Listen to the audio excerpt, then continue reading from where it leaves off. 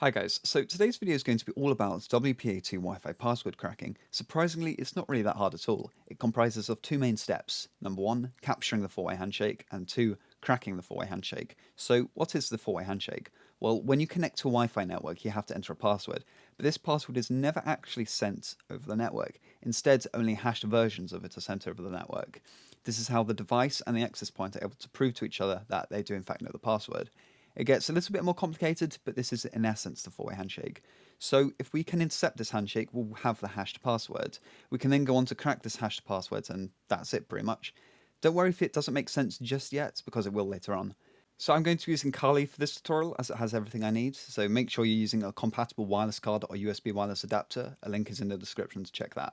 Alright, so to get started, you're going to want to open a new terminal window, and then check that your wireless interface is actually detected by doing mon-ng. And then it should come up as WLAN something or other. For me, it's WLAN 0. So we can put that wireless interface into monitor mode so we can have a deeper look at the network traffic just by doing mon-ng start WLAN 0. Okay, so it's going to identify a few processes that might interfere with what we're trying to do. So as soon as it's done this, we can do mon-ng check kill. So now not only is it in monitor mode, but all these processes which could interfere are gone. So next we're going to want to run mon-ng again, and we'll see that our interface name may have changed. So for me it's changed to WLAN 0 mon. So you're going to have to keep that in mind for the following commands. So next we can have a look at what's going on in our area by doing error dump -ng WLAN 0 mon. And this is going to populate a list which is going to show us all the nearby wireless networks. So once your network is shown on the sides, you just want to do Control Z to stop that. So I'll just put it up here. So the network I'm going to be attacking is, well, it's actually a lamau, but there was enough space for whatever reason. So whatever.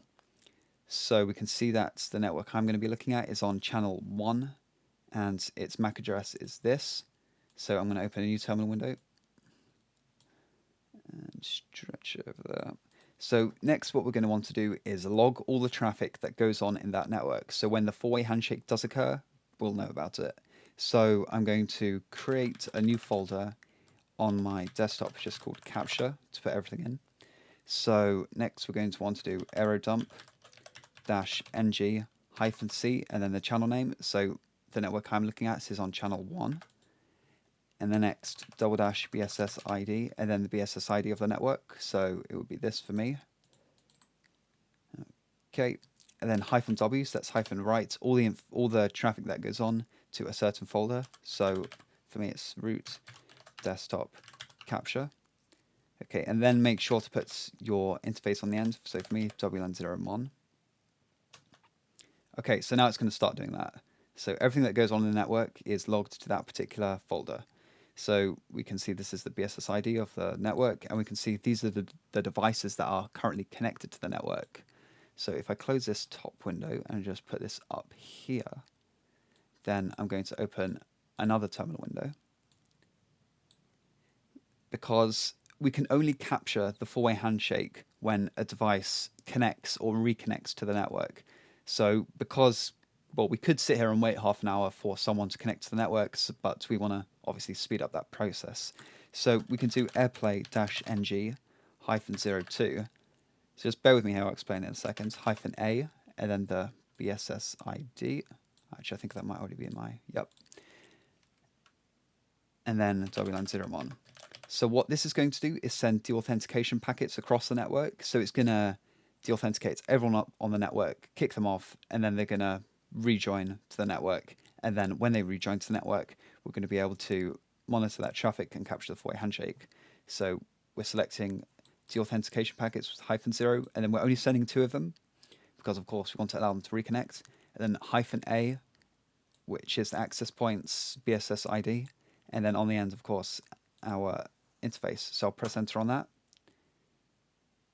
Okay, so as you can see, it's sent those deauthentication packets, and the devices, you may not have seen it, but the devices quickly vanished and then reconnected.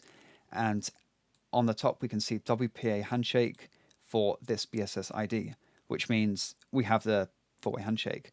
So if we close all these windows and then open up the capture folder that I put everything in my desktop, you can actually see these files represent all the traffic that was going on in the network, which will also contain the four-way handshake, which we can go on to convert and then crack, which I'll show you in just a second.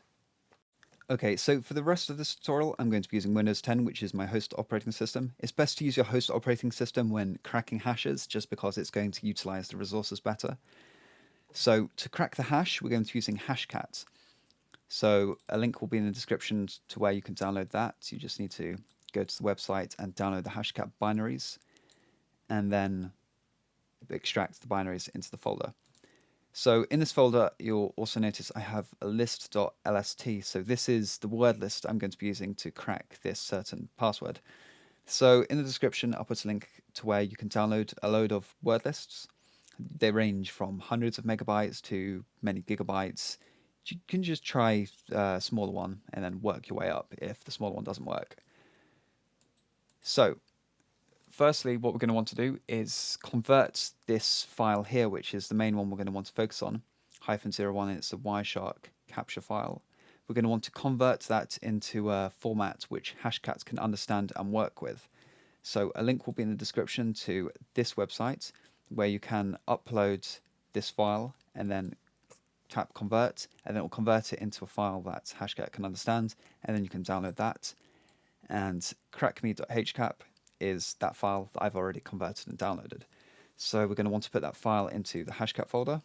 So now we're ready to crack, essentially. So we've got all the Hashcat stuff, we've got the word list, and we've got the file we want to crack.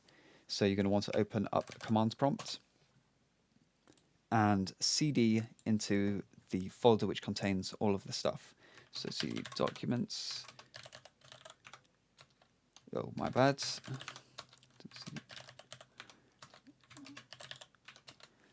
Okay, so now we're going to want to run Hashcat. So you can do that by doing hashcat64.exe, which you can see is in the folder down there. And then you're going to want to specify that it is actually a WPA2 file you're going to want to be cracking. So you want to do -m2500 and then put in the capture file, which for me it's crackme.hcap, and then the word list that you're going to want to be using. So for me it's list.lst. And then we press enter, and then it will run this, and hopefully it's cracked. So for me it's found the password is Shrackle, SHR3KKL3. So how long it takes to crack the password depends on the size of the word list. This word list the word list I used was quite small. It was only about 16 megabytes, but you could use a lot bigger word list, maybe a few gigabytes big, which would increase the chances that the password is going to be in that word list. And also the GPU power you have. So I have a GTX 1080, which means cracking passwords is going to be quite quick. But if you have something different, something lesser, it could take a lot longer. So that's it for this video, guys. I have another really cool video on WPA cracking coming soon, which is actually pretty cool. You're going to want to stick around for that. But if you have any questions about this video, make sure to leave them in the comments below and I'll get to them. As always, remember to like and subscribe, and thanks for watching my videos. Stay tuned for the next one.